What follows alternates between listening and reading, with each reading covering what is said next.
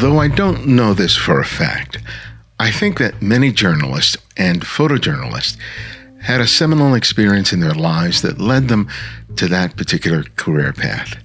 It's analogous to how some photographers felt when they first saw an image appear like magic in a developing tray. Photojournalist Brent Lewis had such a moment in college. It led him to change his studies from electrical engineering to photojournalism. It wasn't so much the subject of that pivotal story that was so important, but the feelings he had when he raced back to the newspaper, processed his images, and saw them laid out on the front page for the next issue. At the end of the day, it was like, cool, we're done. Page is done. We got the A1 story out. We're good to go. And I remember walking out of there, like, which should be completely tired, but I had like this jolt of energy. And I was walking across the street, heading back to my dorm, and did that. If you ever seen the movie Pursuit of Happiness, like right after Will Smith gets the job, he does like this above the head clap when he's walking across the street. That was me. I did that. It was probably 2 a.m. in DeKalb, Illinois, and I am the only person outside on the street, and I am just clapping. And I was like, that's it. This is what I want to do. Money be damned. We'll talk to Brent about the relationships that have played a role in his career as a photojournalist of color and how it's all led him to his current position as a photo editor for the New York Times. This is Ibarian X, and welcome back to The Candid Frame.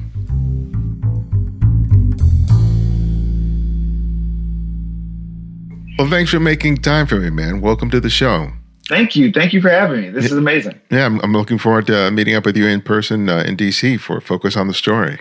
Yep, I will be there with bells on. Yeah. We're planning on some, I think we're taking over the portfolio reviews, and then I'm giving a talk about what yet? I haven't fully figured it out, but it's going to be good. It's going to be good. I'm with you there, man. So every time I go out and do a presentation, I think that, I'll just do one that I've done before, and I never feel comfortable with it. And I just start shaking things up, and then the closer I get to the date, the more I start thinking, okay, what am I going to talk about? Oh, without a doubt. That's me and I think the Kalish. I did that 2 years ago, and it worked the first year, and then the second year it just went south. It just really went south. It was, yeah. But people came away with some good tidbits, and everyone now loves Bernie Mac's first skit on oh God, what is it? The Def Comedy Jam. Everyone knows that now. Okay. Everyone knows it. Well, we got a lot to talk with you about, and I'm going to go deep on some subject matter, which I hope you don't mind. Okay. But first, let's do it. But first off, you got to explain to me how you get from electronic engineering into being a photojournalist. That is quite the leap. That's a good one. That is a good one. Let's just say my mother at first wasn't very happy about that one, to put it mildly. But no. So I was at Northern Illinois University. I was going to be the Black Tony Stark. That was my whole shindig. Okay. I didn't want to make weapons of mass destruction, but it's Tony Stark. And so I was there, and it was the summer before my sophomore year. My granddad always used to carry around this big black box camera. Nothing crazy. It was like, granddad, it's 2007 at this point, or 8 at this point. Like, you should probably get digital. You should probably go digital, granddad. He was like, no, this is a great camera. I've had it for years. And so one day my cousin bought a new house, and he was like, take my camera, go take a picture of my my nephew's house. And I was like, all right, cool, whatever, granddad, give me your old camera. Walk around to the front of the house, open it up, because it's one of these weird ones you gotta open and look down. Okay. And it said Hasselblad, literally said Hasselblad. Okay. And I was just like, wow, what is a black guy from the south side of Chicago doing with a Hasselblad? I don't think I took the picture. I just ran back to the front of the house. I was like, Granddad, it's a Hasselblad. He was like, yeah, I bought it. He started telling me all the stories and what he wanted to do. And so I kind of had a little bit of the bug already. So he gave me his camera, went back to school, wind up running into the shop at the student newspaper. And I was like, oh, cool. I can do this for beer money. This is great. You had your priorities back then, huh? Exactly. It was all in line.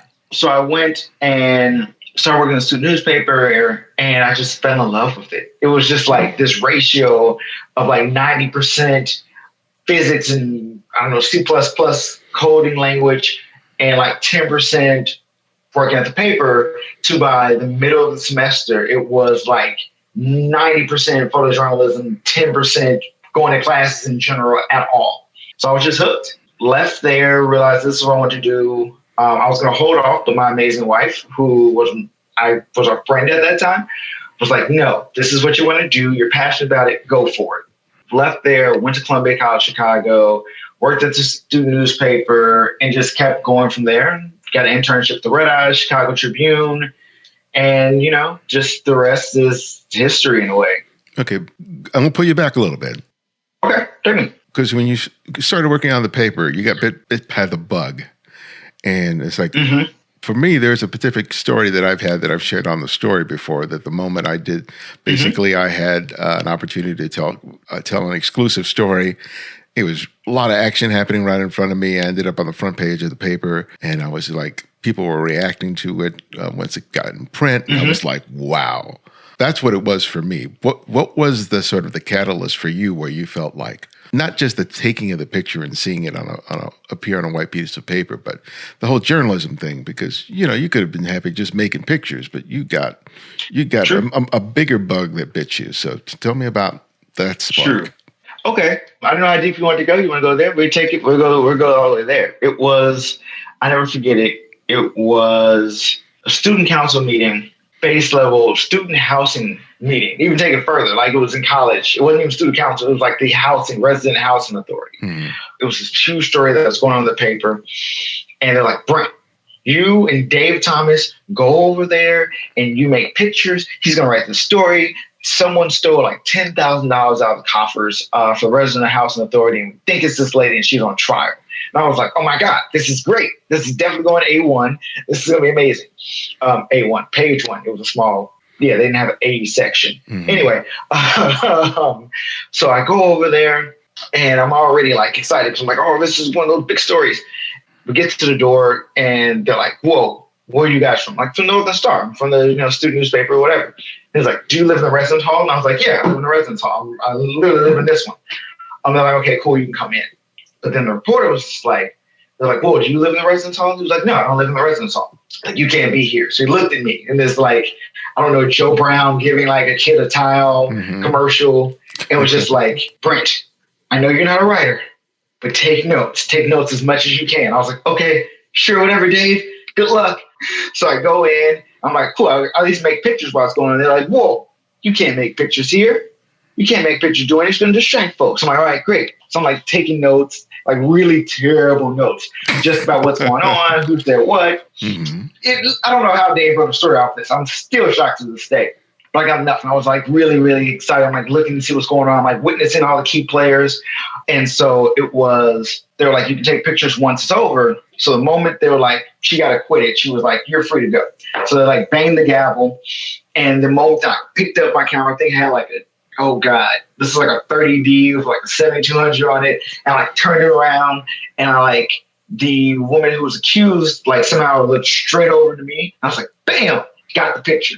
Got the picture looking directly at me, basically made like this weird mugshot. And then like I whipped it back around and then photographed the guy that was like really pushing hard to like get the evidence. This guy really wanted to see what was going on. He didn't believe her.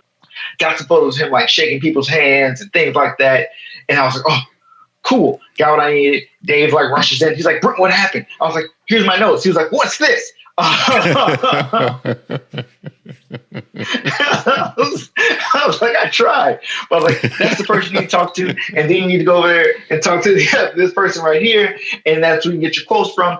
I'm going back to the paper. And so like I throw my camera bag on. I was like running down, oh God, I want to say it's Husky Boulevard. I don't think it was that, whatever street it was. Like running down the street. It was at least like I had about a 3-4 block run, like to the newspaper, like I'm booking, like get in, I hop in the seat, I'm throwing my cards in, I'm like, this is gonna be great. Like loading the photos in, and I see it, and that's like the perfect photo. It was the guy like shaking hands, smiling right after the whole thing went down. And the woman looking perfect at me. I call the designer. The designer runs over. He's like, oh my God, this is great.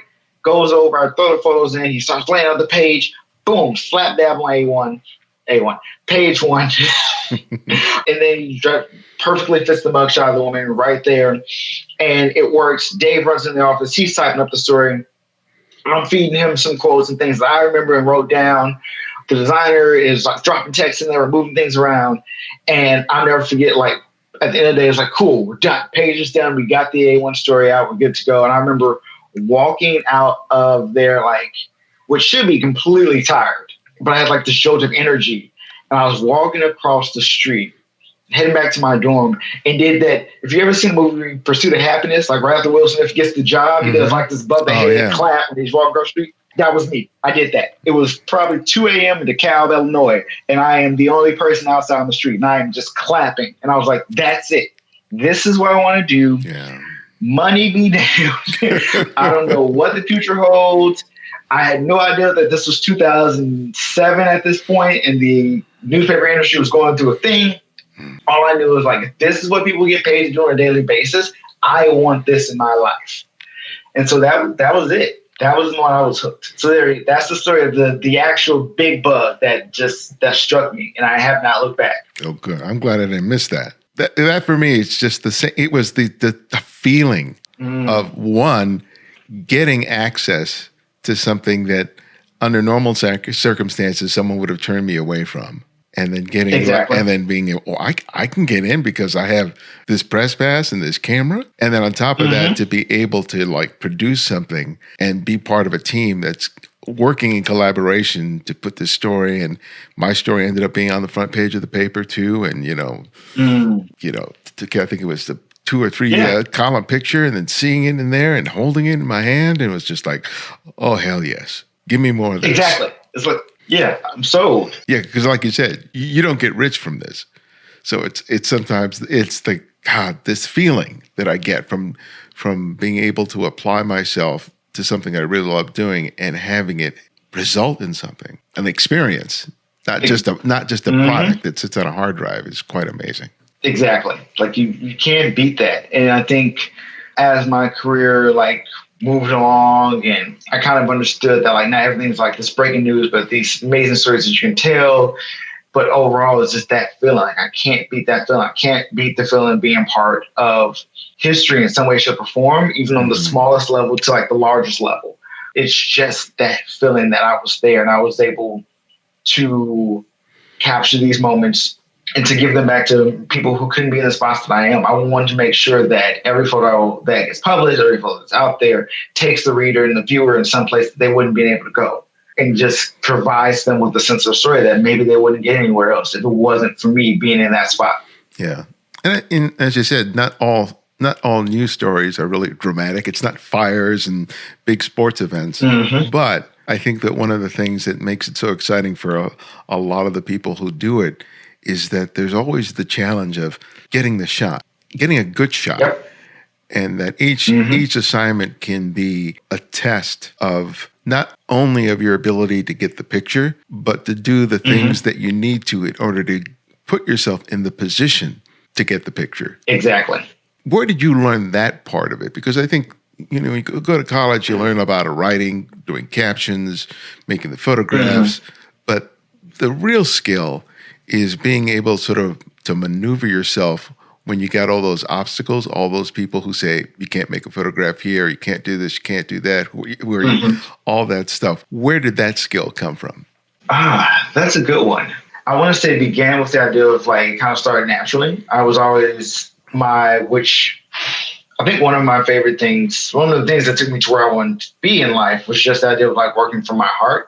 And working from just being passionate and just going where I felt it was going to happen. It was just all these bunch of feelings. I think once in college and I started to get a little more confident, I started to realize what this access I have can do. That's when I began finding ways around, looking where the photos are going to go down, understanding, I think seeing a lot more, because I studied photographers, I studied photojournalists, I studied the pictures that were being published in the paper. I studied what was going across the wires, and you kind of begin to take those knacks and you start to look for those hints. And you're like, all right, cool.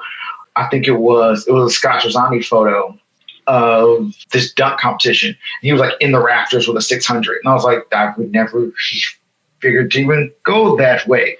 And so it just became this instinctual thing about where the action is going to go. So that's why I kind of just really I think I got that confidence to try those things and go after and just realize and understand and being part of the story to a point where I knew where it was going to happen, where the action was going to go, and a lot of luck. I'm not gonna lie, there was a lot of luck attached to a lot of the pictures I've been able to make, but it's just putting yourself in those places and finding and just kind of assuming where those spots are going to be. And working on a newspaper, you have to be sort of an everyman because you have to shoot, spot news, feature stories, sports, portraiture, product stuff. If someone's doing a food article, that's a lot of experience that you basically have to develop in order to be adept at all of those things. What do you think was one of the bigger challenges that you faced in terms of being effectively diverse in that way? Oh, God. It was not fully understanding all of that was needed. So I remember being in college and they wanted everyone to take like a studio lighting class. I was like, I need studio lighting. I'm about to work for a newspaper. Why would I need to light anything in the studio? That's crazy. I don't need to know about strobes and flashes and power outputs and tools and techniques. You're crazy. Little did I know, very quickly during my internship, I found out that all this stuff is extremely important very, very quickly. So for me, I think what the challenges were, all of that, majority of things I didn't have to really set up myself when it comes to the portraits, when it comes to the still lifes, when it comes to things like that, came very naturally. Like I had experience with that. I can work on that on my own. I can work on that on assignments, whatever it is. When it came to those bigger things, that's where I had to set goals because I knew that it was certain things I was not great at. So every year from about 2011 to about whenever I guess finally hung it up, which was 2016, like I had a goal. And 3 of those goals straight were working on my lighting, working on portraiture. Because I knew I was absolutely horrendous. If anyone wants to go down a rabbit hole, find my photo of Tom Hanks. That shows you where I was at in 2011. Yeah, 2011. It was gone off terrible. If you can find it, good luck. But no, it was just really identifying what they were and just going after them hardcore.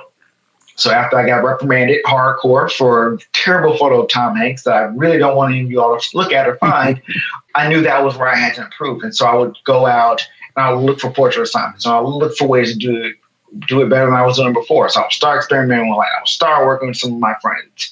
I can pull off a portrait using natural light, but let's not. Let's try to see what happens if I just bring 1 flash in and then bring 2 flashes in. So I think that was really that understanding of putting things in my tool bag, as the amazing John H. White would say. So I started building that toolkit. And so I just knew whenever I needed something, I'm like, okay, cool, I know the light now. I can use this light here. Or even to the point where like lighting started to cross over into like my sports. I was like, okay, cool. You know what? I'm going to bring this strobe to this basketball gymnasium in the middle of Ohio because no one's actually going to tell me I can't, and try to see what that looks like. So it was all these things that kind of like grew over time that I just knew I had to bring in that toolkit because I knew they were missing because I looked at the pictures I was creating and they didn't look anything like what Alex Garcia's was looking like at the time or what Brian Casellas were looking like or what Nancy Stones was looking like. I'm bringing everyone from the Chicago Tribune. Yeah. My heart. But yeah, it's just a bunch of realizing where my difficulties were and just attacking those and just going after them and being like, next time I have this assignment, I'm going to knock it out the park. So for everyone that looks and finds the Tom Hanks, go look up the Selena Gomez photo next. And that shows you what a month, if less than a month, of work at Portraits would do. So you did an internship, right? Where was it? I had one at the Red Eye, which is the smaller daily paper of the Tribune, and then the Chicago Tribune. Okay. You eventually worked at the Denver Post, and I think and now you're at the New York Times as an editor. But tell me about that time as in the internship. In retrospect, because a lot of people are listening to this show who are in college are looking for internships because they want to get into journalism. In retrospect, what do you think is important about after you've gotten the internship in terms of making the most out of it? Because everybody thinks about getting the internship and that's going to lead to something, but they forget something. There's something in the middle of that. So for you, what's the takeaway that anyone who gets an internship, regardless of what paper they're at, it's important to remember? Okay, well, looking back, put it this way, for me, I wish I would have asked more questions and asked for more help, asked for more feedback, which is something that I look at now as a photo editor. And I wish I could give more feedback, but I really don't have it half the time to just alone myself be like, hey, yeah, here's take some feedback about the assignment. But if someone asks me, then I'm like, all right, cool, boom, this is what I thought. This is how I think you can get better. This is what I can do next time. For my internship, I really wish I would have asked for more feedback. Also, I wish I would have figured out more story ideas. That was one thing. Before I got the Tribune internship, I had an internship lined up at Tulsa World, which is in Tulsa, Oklahoma. And I did all levels of research. I'm talking about I knew the demographics. I understood how the east side and the west side of the city was divided because of this riot that everyone knows that happened in 1921 now. Shout out to Watchmen. I knew stories I wanted to dig up. I knew people I need to make contacts when I landed on the ground. I knew places I needed to go. I knew like a church I needed to visit and just hang out at because I know they're going to have some amazing connections. Like you can ask me anything about Tulsa, Oklahoma, and I had it on lock. But when I got to the Tribune, Chicago Tribune, which wound up coming in after that, which I had to leave Tulsa behind, I didn't do that same research. I was just like, it's my city. I know my city. And I think I was just way too comfortable. And I didn't do the research. And I was just like, I'm going to do a story on the south side of Chicago. Great. And it was not until like almost the middle or end that I really was like, okay, housing is my issue that I really want to dig into. And I started to realize, oh, Cabrini Green is the place I need to go. And I want to find out what happened to the residents there. But I was already halfway through the internship. So yeah, so it's as in feedbacks, do a bunch of research beforehand, read everything you can get your hands on, and be confident. Be confident, make those mistakes now. Don't feel like you need to be perfect. Don't feel like you need to knock every single assignment out the park, and just try. And at the end of the day, like, do you, be you. You're the photographer that they called. They were like, they had 100, 200 applications, and they picked yours for a reason. Yeah. You have a way of working, a way of making pictures, a way of doing amazing journalism. So that's what they want. They don't want you to fit in their box of what they have. If anything, they probably want you on staff for that 3 months to shake that staff up. I remember, I want to say Callahan O'Hare was the intern at the Denver Post when I was there one year. And I think just her energy, like she was young and fresh at that time, but just like her energy brought a whole different vibe, and the way that she thought about pictures and the way that she made pictures, I want to say inspired others to be like, oh, let me try that. Let me go this route. It even inspired me to be like, oh, that's what the kids are doing now. That's interesting. I like the way that you're framing this. I like the way that you're going through it. So yeah, that's one of the things for me that like just all three of those, just look for that feedback, do your research, and then just be confident, go after it and try. Because at the end of the day, like it's 3 months. So work those 3 months to death and have fun. Yeah. Well, having fun is really a big part of it. But there's one point that really resonates with me is the idea of asking about stuff you don't know. And for a long time, especially when I was younger, I didn't want to do that because I didn't want to risk people thinking that I didn't know what I was doing, even if I didn't know what I was doing. Right. Exactly. Yes. And I think for people of color who who already feel sort of not part of immediately, you know, where you could be the only one in the room and you feel like people are going to judge you in a way that's different from their peers, it's really difficult to broach that and say, hey, I need help with this, right? Yep. You know, it's something I've dealt with for a long part of my life, even older, you know, but I think that idea of you can still be confident and still ask for help. And I think that people think that if you're confident, you're never asking for help because you know everything. And it's like, no, I'm confident enough to know that I need to ask for help. Exactly. And it's really about using that confidence. Like people are like, oh my God, that person's so confident. Like, yeah, but they're confidently going to ask for help at the end of the day. That's what it's really all about. Like, I'm going to be like, hey, you know what? I don't know this. Explain this to me. Because at the end of the day, and what that in turn does, it allows them to move forward confidently knowing that they've asked for help and confidently knowing how to do the next step or whatever it is they couldn't solve beforehand. So, I love that one. Yes. And one of the things it does, it builds the camaraderie. It creates the relationships, right? Yeah. Because if you're there, thinking, I got this stuff on lock. I don't need anybody's help. I'm not going to talk to anybody. I'm just going to, kick everybody's butt with all my pictures.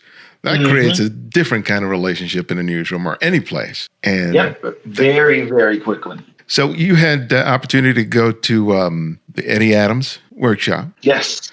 So, and that's an amazing experience. Tell me how pivotal that was for you in terms of your career. Oh, God. So I was at Eddie Adams 2012. So I was 25. Red Team. Shout out to John Moore, Jamie. But that was a huge moment for me. First off, like, as you can like kind of break down so far, I didn't go to one of the OUs and Mizzou's, one of the big legacy schools that turn out amazing amounts of photojournalists. I think when I was at Columbia, we had Pablo was gone. Pablo, who's over at the AP. Oh, God, Andrew Nails, who was still freelance, and Todd Pentacopoulos were like the people from Columbia who've done things. So when I first got in, I was like, oh, my God, this is amazing. Someone actually liked my work, more or less above anything else. But for me, it was just getting there. Step one, I think, was just this gigantic sign of approval. Like we just had that conversation about confidence. For me, that was like a stamp of approval. Like, yo, you're part of 2,500 other amazing people who have gone through this. And out of this 100, you're great. You're here for a reason because there's thousands that apply. So it was this A, confidence boost. B, it was just being in a room with these legends. It was just people I ironically just found my notebook for when I went in 2012, and I had all these names of these people, like these amazing photographers. I wish I had it downstairs. I don't have it downstairs. It was just like, I want to meet with Jim Estrin. I want to meet with John Moore. I want to meet with Tim Rasmussen. I want to meet with Cheryl Diaz-Meyer. I want to meet with all these just phenomenal people, and just having them there and having them as a resource and someone I can just walk over to and be like, hey, hi, I'm Brent Lewis. I just want to meet you. I just love your work. I remember like seeing Andreas Latif. He was going through the photos that won a Pulitzer, and it was super eye-opening for me because it was a contact sheet, or I guess it wasn't a contact sheet. It was digital, but it was the photos that kind of led up to it. And I was like, that's a bad photo. That's a bad photo. That's a Pulitzer Prize-winning photo. That's a bad photo. That's a bad photo. And for me, it's just like, this is how it's made. So outside of being able to just see amazing work, being on a team with folks that, ironically, I work with one of them now, which is insane, and not knowing who was there at that time and not knowing where all those students were going to, like some of them are really, really good friends that we didn't know we were there together. So it just gave this confidence, this camaraderie, and this ability to understand that, like, I belong here. I am a part of this industry, and I have this bit of the stamp of approval. So yeah, and it was just kind of showed me that this industry cares so much about like passing this pain forward, passing to the next generation, because those folks in that room did not at all have to be nice to me. They did not have to sit down and look at my work, but they did. And out of that room, two of those people in that room that night, James Estrin is one of my really, really good friends. It's crazy that I can call him a friend because 7 years ago I was like, Mr. Estrin, will you please look at my work and tell me how I'm doing? He's just been looking out for me for the last 7 years. It's insane. It's crazy. And then another person in the room, Tim Rasmussen, hired me at the Denver Post. He completely neglected me that day. He didn't pay me any money at all, didn't show up for the Prolio View, didn't do anything, but some way, oh God, I think it was 2 years later, I just saw the email too. This is crazy. 2 years later, I get a phone call and he's like, hey kid, let's get an interview. Get an interview. 12 hours later, he's offering me a job at the Denver Post. So the connections that I made there were amazing. Just the confidence that was built up was amazing. And I don't think I ever fully came back down from that experience, because after that 4 days, my work was just on a whole new level. I got back. I was in Chillicothe, Ohio at the time, at the Chillicothe Gazette. If anyone can find it on a map, I'll give them $1. But I got back and I was just on fire to the point where, like, I had a photo at the time, Frank Robertson, and he was just like, I don't know what that workshop did to you, but like, your level is on a whole new spot. I can't even tell you where you're at right now because you're way beyond where you were when you left. And and then when I finally left there and went to Rockford, he was like, from the moment you went to that workshop and you're leaving now, you've never dropped it down. Like some people get slumps, but it's like your slump was better than I think a lot of the work that's ever came through this door.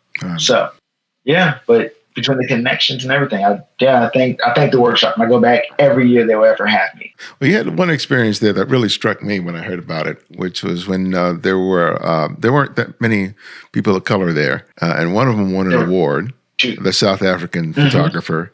And then tell me what happened immediately afterwards. That was kind of like an experience. Let's just say that. Yeah, it was one of those moments that like you also realize how few of you there are in an industry. Oh God, I can't remember his name, but the photographer out of South Africa did some amazing work doing the workshop, and they give out awards at the end of everything. So he won the Nikon award. So he got like, I think a D4 was the camera at the time, or a D3, probably D3. He got like D3, a 24-70, a 7200, with some flashes and all this stuff. So he won the award, and I was like, cool.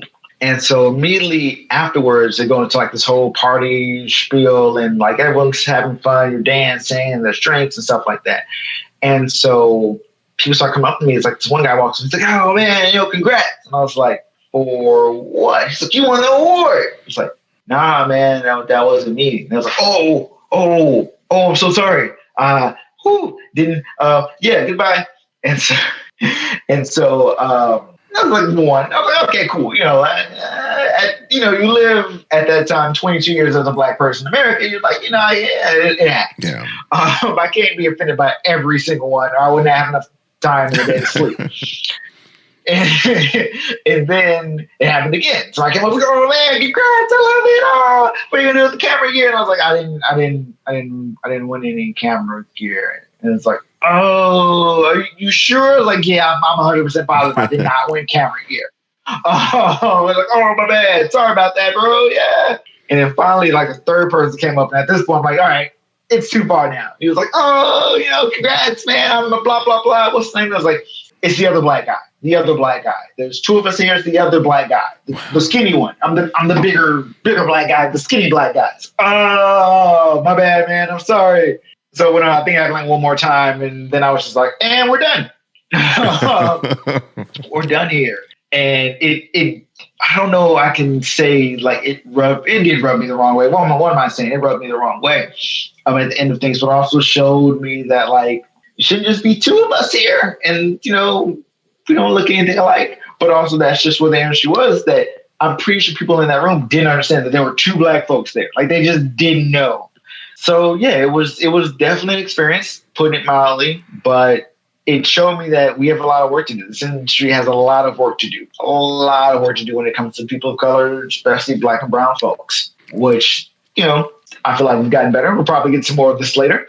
But we have a long way to go, especially in 2012. It's a long way to go. And that's not long ago. I mean, not that long ago, because I could have said in my time that, yeah, things are getting better. But when I hear a story like that, it's like, it should have gotten a hell of a lot better by 2012. Exactly. Yes. You would imagine. Like, I probably got let me see. I probably got some shirt from a concert in 2012. Like, it shouldn't be. This shirt that says, "No, it's the other Black guy." Exactly. It's the other Black guy. I mean, honestly, if it happened on a fifth time, I would have walked up on stage and like, "Excuse me, everyone. It was the other Black guy. Yes, that one. Okay, yeah, you can't miss him. Just turn around. You know exactly where he's at. It's the other Black guy." But please stop. But it's that same, as much as people say that they don't see color, it's amazing how oftentimes they react because of your color. And here you are in a community that is supposed to be, well-intentioned, blah, blah, blah. But, it's ingrained into the culture as much as they may not want to admit it. But, and I know that you've experienced going on assignment where all of a sudden they look at you and they go, "Oh, where's the photographer?" All the time. Like you said, that can rub you sort of the wrong way, but you learn how to sort of brush it off and get to work. But is it frustrating sometimes that if you're the only one on staff, that you don't have somebody to talk about that with, because sometimes when you're experiencing in isolation, it makes such experiences a little more difficult just because you don't have somebody you can vent with. And I think that can be kind of burdensome, especially when you're young and trying to build up your career. So tell me about contending with those moments, even though you kind of like let them roll off your back as they accumulate, it can be a bit much. Yeah. And for me, I think the easiest term to like even sum this up is just the idea of like slightly blessed that like I've never been on staff with another Black person in a role of a photographer ever. I think the New York Times is okay. The Washington Post, outside of the staff of the Undefeated, which is an anomaly. It's completely all Black. But as a role of being a staff photographer, I've had people that were, I hate using the term woke, but they got it. They got it. And they've just been around Black folks enough where I can like have quick conversations with them. They're like, yeah, that's messed up. That's really messed up. But no, I think I would love it where if I was able to have those backroom conversations, and luckily enough, I wind up having mentors that were Black that I could call up and be like, yo, Kenny, man, they're here wilding, Kenny. I don't know what to do, Kenny. I can't do it, Kenny. Or Denise or Akili, like, Akili, I'm finna choke somebody, Akili. So I've been lucky enough to have people I can make phone calls to. I haven't had them in the newsroom, but I can make phone calls. Okay. So I think that was my savior. I wish there was a way that people I had on staff I could just like pull them into the side room and just like, hey man, this is wild, and I can't really get with this. You wouldn't believe what just went down. And also once I got to Denver, away from Rock for Chillicothe, which probably were a little bit more suspect. I had actually a lot more issues when it came to race. Chillicothe, actually no, a lot. It wasn't Chillicothe. It was in Rockford and Denver. I had more, but I remember being able to kind of like vent with a little bit on people on staff, even though Denver was. I had those conversations about dealing with race in Denver when I was like on the way out. I think it was like my last 2 days there. They're like, "Oh, being Black in Denver, how has that been for you?" But at least I had in Denver the executive editor-in-chief was a Black guy, and I've gone into his desk. I've gone to his office a few times, and just been like, "Yo, can I just Black man and Black man? Can we just?" I want to get something off my chest. That's either gone down the newsroom or gone down to Denver in general, just because he's lived in Denver for a while. So I was like, let me just holler at you for a minute. I was like, my first day in Denver, you always meet the editor-in-chiefs or whatever place you're working with. And so I didn't know he was Black. I had no clue he was Black. So I go in there and I'm like, oh, hey, how you doing? My name's Brent Lewis, blah, blah. And it just quickly like turned into like a barbershop scene.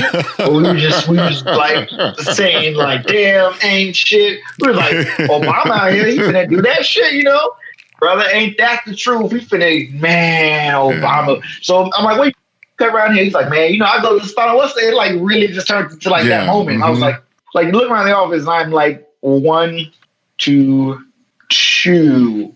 Yeah. It was Greg. I think it was 3 of us. It was 3 of us, if you don't count security. So it was 3 of us in the newsroom. But yeah, that gave me the ability to like have someone.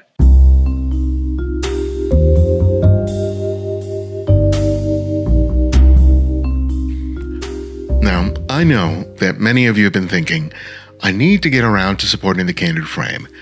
But then stuff comes up. You forget, and you only remember the next time you listen to an episode. I get it. I've done the same thing myself with the groups that I support with a monthly donation.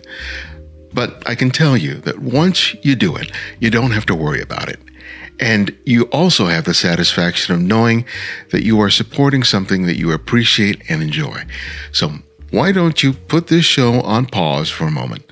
We're not going anywhere, and go to patreon.com/The Candid Frame and sign up to contribute $5 or more a month.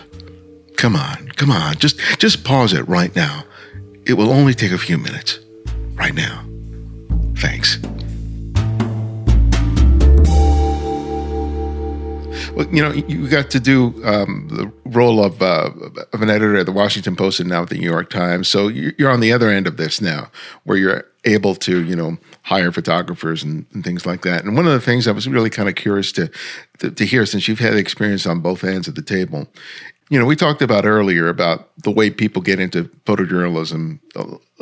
People go to Missouri, Columbia, one of the big sort of photojournalism schools.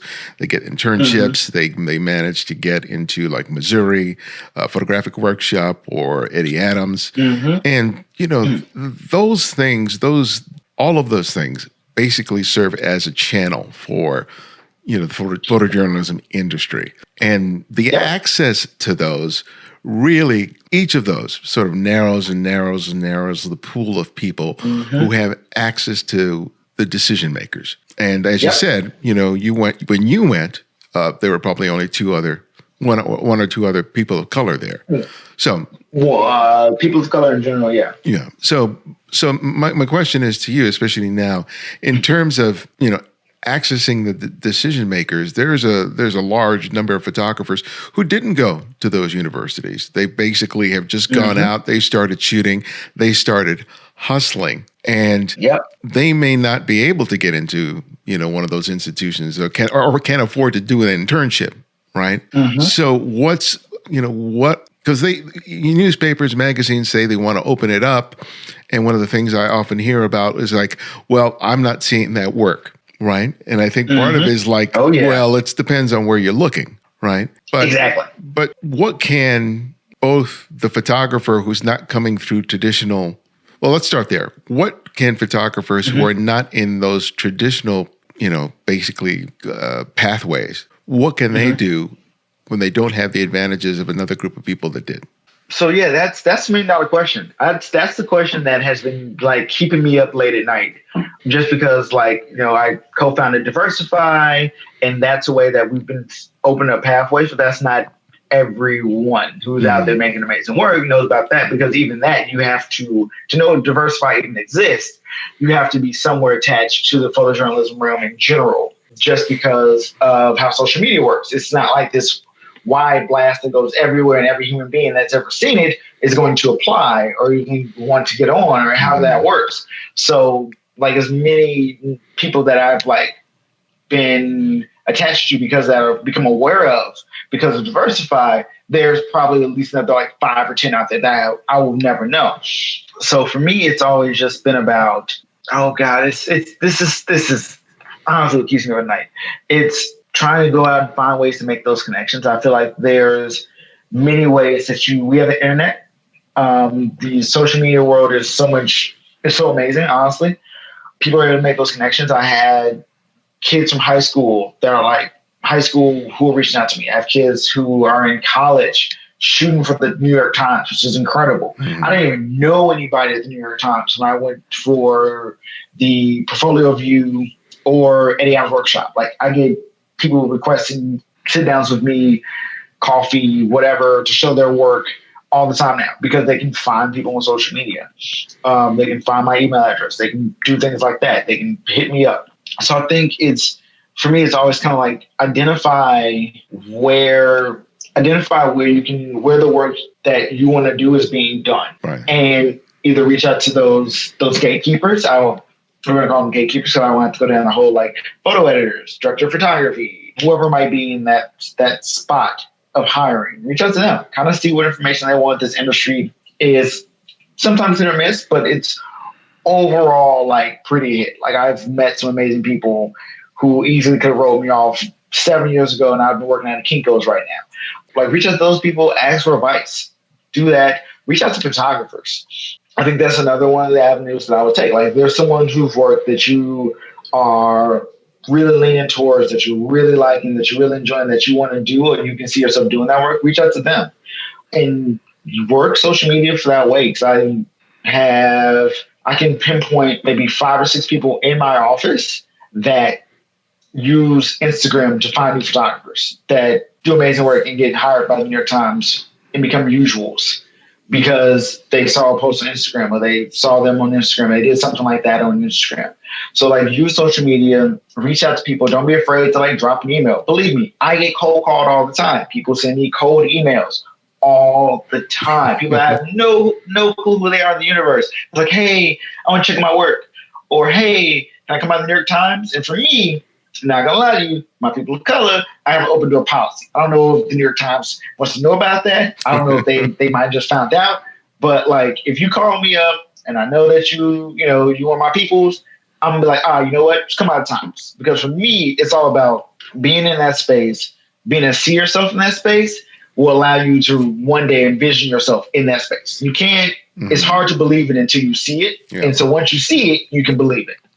So that's why I have a slightly open policy. Come on through. You want to come hang out? Sit on the couch. I remember Deshaunay Jackson out of Cleveland literally hit me over the cold email. It was just like, hey, I'm enjoying the work that you're doing. Diversify. I think she was referred to me from another friend of mine. She's like, I'm in New York. I don't know who to reach out to editors wise. And I was just like, come through. Come by the Times, sit on the couch, let me see what you're working with, let me see what work you have going on. And now she's on fire. Like I waited to get her like in the system and everything at the Times. And now she's doing amazing work back in Cleveland. And now that she's at that point where I'm ready to start sharing her with my colleagues, I'm like, oh, you guys should check her out. She's in Cleveland. And everyone's like, oh, her work is phenomenal. Her work is amazing. So now, we'll see if she be getting some calls soon from colleagues and stuff. But that's what I feel like at this point, you have to work your way in other ways because we're all not going to get super lucky and have Rihanna like tweet our photo and wind up on the cover of Time. It happens. It has happened. But it's not always what's the way that's going to happen. But it's just like do the work, make the contact. And I would take issue if someone at the New York Times did have an issue with that because that's the way it works. It's like, oh, you went to my college, you went to Harvard, you went to Yale, you went to Stanford. Oh, we have a connection. Let's talk. Exactly. And if you think about the makeup of those universities, it's going to be people that are like them. So so if anyone sort of bristles that because, you're having a little open door to people that you have affinity for, it doesn't mean that you're being exclusive to everyone else, but at least you're aware of it. And the question is are the people who are from those institutions and from those traditions and from, that sort of standardized culture, are they aware of that inherent bias exists and that they have to, consider that with respect to their choices. So that's one of my, I wonder that all the time. I wish I could like find my way to like sneak in people's minds and like hear their thoughts just so I can see if they understand that. Yeah. Because even, Let me take it from the other end, because I think a lot of the time the onus is put on the photographers, on the writers, that you are the one who's supposed to sort of make things happen. And it assumes that the institution as it is okay. Because I'm sure that people look at you and go, oh, you're a photo editor at the New York Times. The system must work. So if anyone isn't in that position, it's because of something they're not doing that you did, right? I see that face. They don't see it, but but I see it.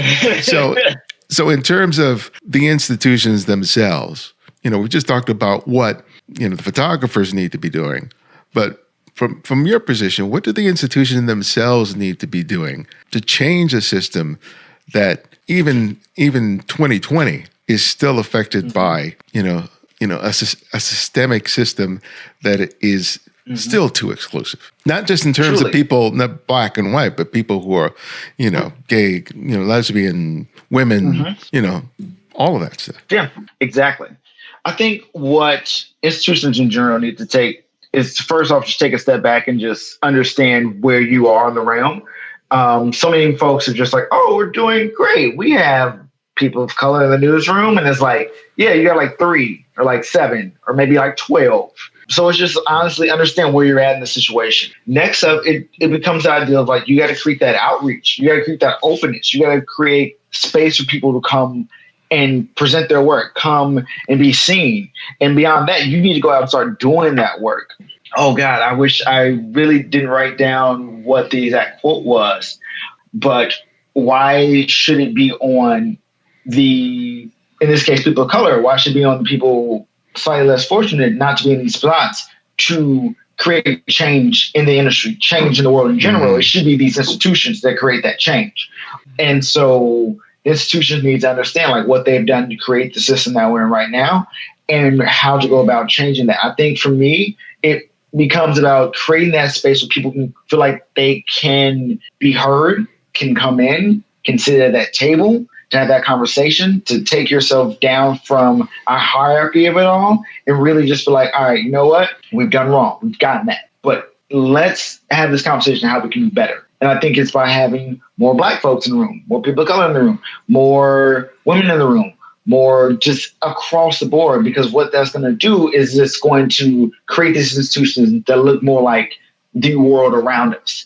And we just talked about that little bit of that bias that people have. Where it's like, oh, you went to Yale, I went to Yale, let's hang out, let's talk. But, if you're able to sit in a room and there's more Brent Lewis's in the room and there's more whoever's it is coming from whatever background, it's going to be that ability where that email comes through and like, oh, you're from, you went to, I don't know, community college, or you're a person of color, I'm a person of color, or you're whatever it is that might just be. It's going to allow that conversation to happen. It's going to allow them to open that door, to create that opening for them to come in and sit down and have that seat at that table. And these institutions need to honestly diversify their staff, need to diversify who they're working with, need to diversify the way they tell stories, and need to actually look at themselves and check their biases at the front door, because without that, we're not going to move forward. You can increase your numbers. You can show your numbers about how many people of color you hired, how many women you hired. That's great and all, but if your biases and the people in charge have not checked those, it will not make a difference. Because at the end of the day, we're doing really, really great. The economy's doing really, really great. We're hiring people like crazy, but all those people we're hiring are going to be the first ones out the door.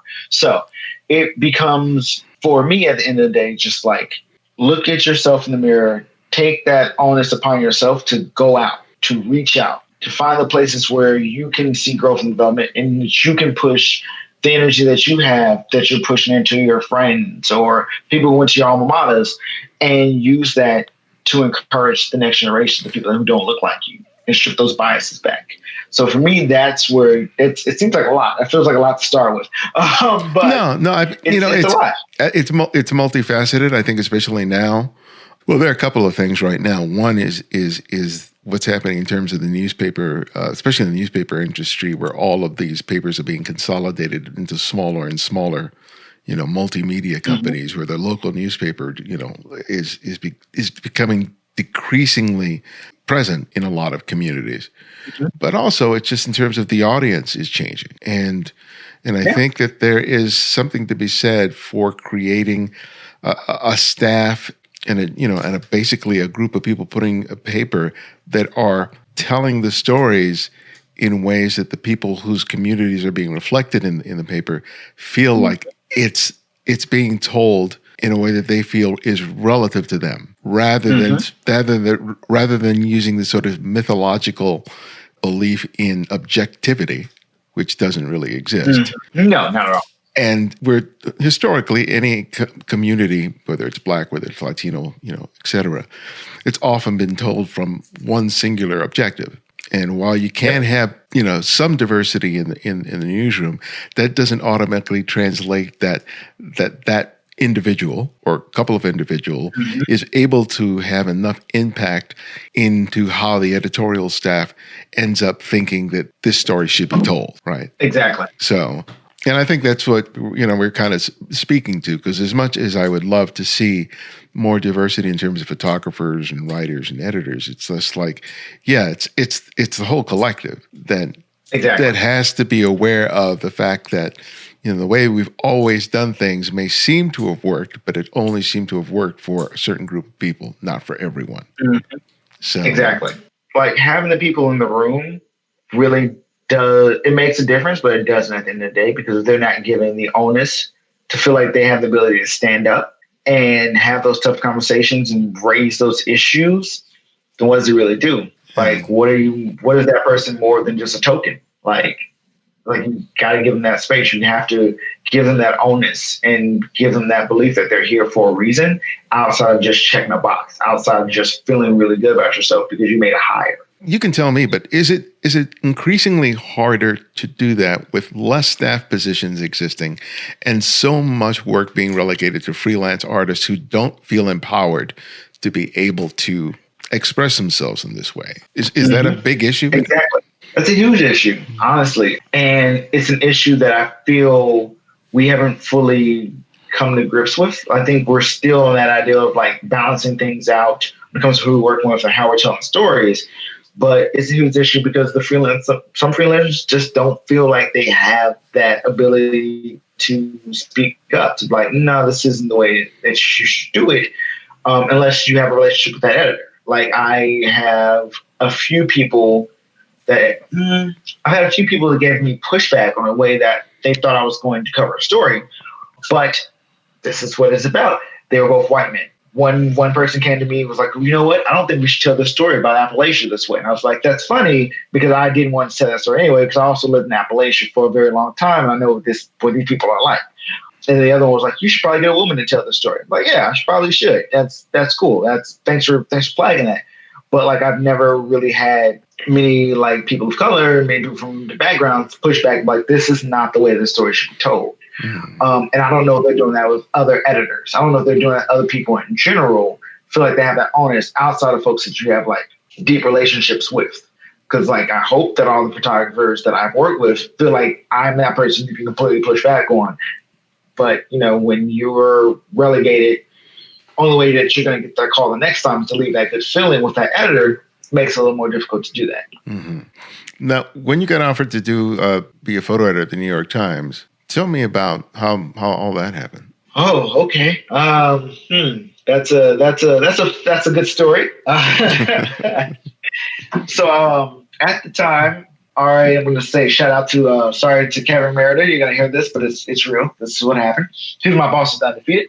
So Whitney Richardson was leaving to go to start her new job in London. She was a photo editor, one of my favorite human beings in this universe. And they were like, cool, we got this spot opening. At first, I wasn't going to apply for it, honestly, because that's just what you do. You're like, oh, I'm not good enough to be at the New York Times. I was still at the Undefeated at that time. I was the senior photo editor of the Undefeated. And so I was like, all right, great. You know, at that point, I knew I got some inroads at the Washington Post. I was trying to get at the Undefeated. So I was like, let's just go that route. You know, I was tight with Dudley Brooks at the time. I was great with Marianne Golan. I knew the staff very well from my time in DC. So I was like, well, it seems like a route. And then James Ashton, who we just talked about beforehand, these connections, was like, hey, the job opening's going. I'm in the newsroom. I want you in the newsroom. You're amazing. We need you. And I was like, I don't know, Jim. It's the New York Times. He's like, no, you're good. You're solid. You're really, really good. So I went, I applied. Didn't think anything of it. You know, it's one of those applications you just feel like, all right, whatever, it's not going to happen. And so randomly enough, like the conversations were already happening at the Washington Post, and this looked like that was going down. And then Michelle calls me, who was a former DOP at the New York Times, and was like, hey, we want to bring you in for an interview. Now, I was afraid of this lady. I've been afraid of this woman for like my entire career. We have been in rooms together. She's been on panels. We're doing portfolio reviews. I would never show her my work. I didn't want to even talk to her unless I was going to come correct. Like I want to be the best level of myself before I talk to Michelle at all. So she calls me and she's like, we're going to bring you in for it. And we're going to do I think it was a Skype interview. I think that was the first one. So we did the Skype interview. Skype interview went great. And then randomly enough, I was happened to be in New York covering something for the Undefeated. Once again, so sorry, Undefeated. I love y'all. And so I was like, I'm already in New York. Michelle was like, oh, you're in New York. How about you just, you can just meet the staff, meet the photo editors, meet Megan, meet everyone else. I was like, okay, cool. Great story. How long do we have? Can I go through the full Go ahead, man. This is podcasting. We can go. Yeah. Okay. So I'm covering this thing for at the Undefeated. I'm all the way in New York at this time. I had absolutely nothing. I parked my car in a spot where I was pretty sure I was going to get towed. It was like not an overnight spot at the train station. I knew I was going to get towed. So I hop on the Acela. I fly back to DC at like, I get into DC at like 10 or 11 p.m. at night, go pick my car up. I called my wife when I was on the train. She was like, hey, I was like, hey, I got an interview at the New York Times back in New York. She's like, why did you stay in New York? Because they were going to tow my car. She was like, okay, cool, I understand. So she like throws our kid in the car, like run in the house. I get my suit. I put my suit in the car. We hop back in the car. I drive back to New York. Like literally just came from New York. Oh my God. Drive back up to New York. Sleep for a total of, we get there, had to be like 2 a.m. My son at this point is like 2. I think, he had to be 2. He was giving me no more than 2.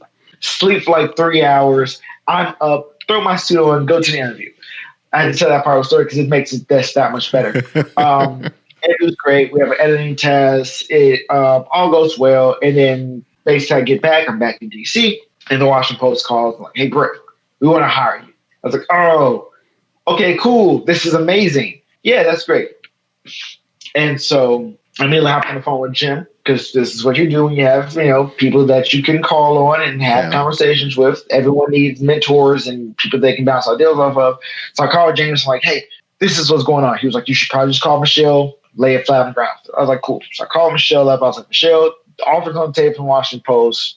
I got to make a move. All right. This is one way or another. It's going down. She's just like, hey, we don't move that fast at the New York Times, which they do not. I love them dearly. And so she was like, we have to catch up another time. I understand that's what you want to do. Cool. Decision was made, went to the Washington Post, spent in the Washington Post for like 3 months. And then Michelle calls back. And for me, I'm like, I already took the job at the Washington Post. I'm here, whatever. Michelle called me back and she was like, hey, what's going on? We had like a really good conversation. And I thought she was just calling, tell her, because she was getting ready to retire. I thought she was like her last day. She was calling just to say hello. I don't know why the director of photography in the New York Times was calling me to say hello and ask about my son. I don't know why. Maybe I'm that cool in my mind. So we started talking and she was just like, yeah, we want to offer you the job. And I was like, I just started at the Post like 3 months ago. She was like, yeah, people have done crazier things. I was like, oh, okay, cool. I don't do crazy things like that. She was like, think about it, because maybe you should do crazy things. So lo and behold, Megan came in, Megan Lorman, who's the new DOP over there, kind of laid it on thick. My time at the Washington Post wasn't what I completely imagined. And this was sounding really, really good. And I was just like, also, my wife and I had a thing where like wherever we were, when my son turned 5, we were staying there until he graduated high school. Okay. So I was thinking about the long game and I was just like, let's do it. My wife was like, you want to, it's a spot I never really wanted to work at the New York Times. It was just not a spot of mine. I don't want to live in New York, but we found a neighborhood outside of New York, found the suburb of New York that we really liked. And we're like, let's just do it. Like, why not? Like, you've taken all these risks. We've made all these moves. We've gone from Chicago to Chillicothe, Ohio, to Rockville, Illinois, to Denver, from Denver to Washington, D.C., from Washington, D.C. to, I guess, Washington, D.C. again. So it's like, let's just do it. Let's just do it. What's the worst thing to happen? If everything fails to go back to Chicago, it's fine. I like the Mexican food there better anyway. So yeah, and we just did it. I just went for it. It was the craziest thing ever. But like they saw my work at the Undefeated and they said that was great. A little bit of work I did at the Washington Post, I was posting that stuff, so they saw that. And then, the work with Diversify, it was like, we want your knowledge. We understand the photographers and who's out there in the universe that we're not seeing. Because there's people that are not on Diversify that I know you know of, and we want them in the pages of the New York Times. We want those stories here. So awesome. That's a great story. I'm glad we got that in. Oh, thank you. Yeah. It was that was wild. Well, my last question that I ask each guest is I ask them to recommend another photographer, and it can be anyone, someone you've long admired or have recently discovered. So who would the photographer be and why? That's a good one. I got like 3 or 4 or 5 or 12. Let me see. I think you got one of my favorite human beings in the world already, Miranda Barnes. I love her to death. I like to, let me just state that here right now for anyone else. I hired Miranda Barnes first. All right. Okay. There's some photo editors out here in the world that think that they hired her first. I hired her first. Brent Lewis hired Miranda Barnes first. I just put that out there. Put it on wax. But I think For me, I would recommend, I'm going to keep this Chicago. I'm going with my guy, Noah Anderson. I love Noah's work. He's one of those people who I came across much in the way that many editors should. So I look at photographers and finding photographers' work is Instagram. So I came across him with Instagram.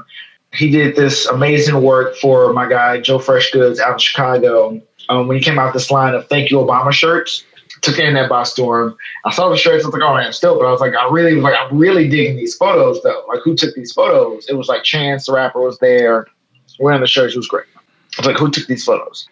Got down to it, and it was Noah Anderson. I was like, okay, let me see what he's about.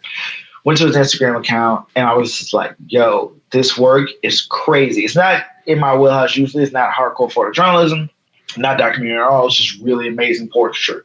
And then as I dug deeper, you can see he has those documentary roots and things like that. And just the way that he goes about creating these images that like captivate you and kind of put you in this mode, put you in this zone are just phenomenal. And then on top of that, just the way that he works. He's like a really methodical brother. Like you can tell like how he does it.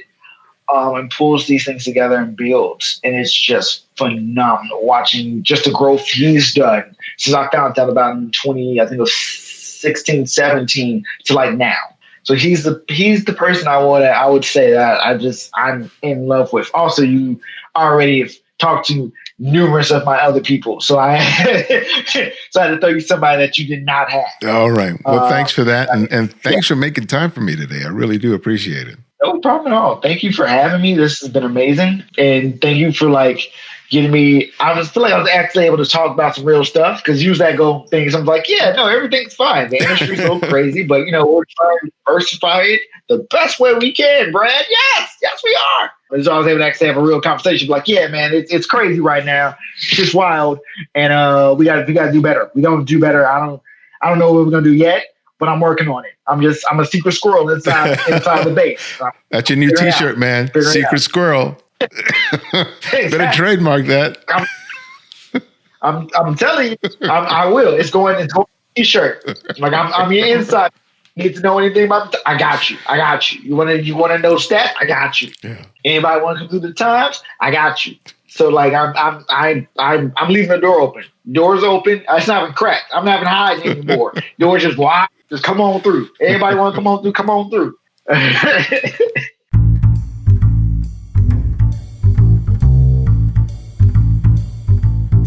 Thanks to Brent for sharing his time and story with us.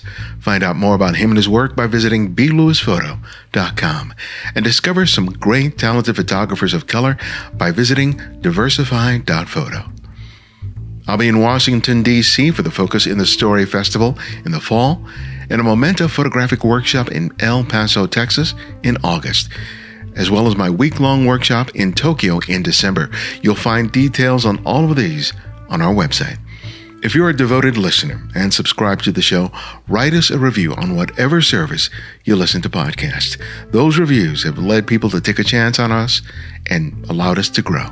Along with my recent book, Making Photographs, Developing a Personal Visual Workflow, I just released my latest ebook, 9 Pictures, 9 Stories, Volume 2. The first one got a great response, and I'm back with a follow-up where I discuss the stories behind 9 images that I created last year.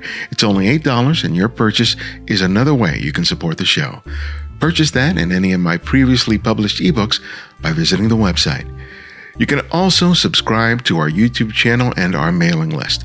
On the YouTube channel, I offer critiques on images submitted by TCF listeners like you, while the mailing list keeps you updated with all TCF events, including workshops and more. Sign up today. And remember, you can support the show by contributing to our Patreon effort or donating through PayPal. Thanks to Gabriel Castellan, Judy Ryan, and Christina Selby for their recent contributions. I so appreciate your support. And if you found that you can't find every episode of the show, download the Candid Frame app, which is available for both Apple iOS and Android. And because of your generosity, it's free to download and use. No additional purchases are required. The Candid Frame's audio engineer is Martin Taylor, you can find at theothermartintaylor.com. The show's senior producer is Cynthia Parker, and our music is from Kevin MacLeod, whose royalty-free music can be found at Incompetech.com. And this is Ibarian X, and this is The Candid Frame.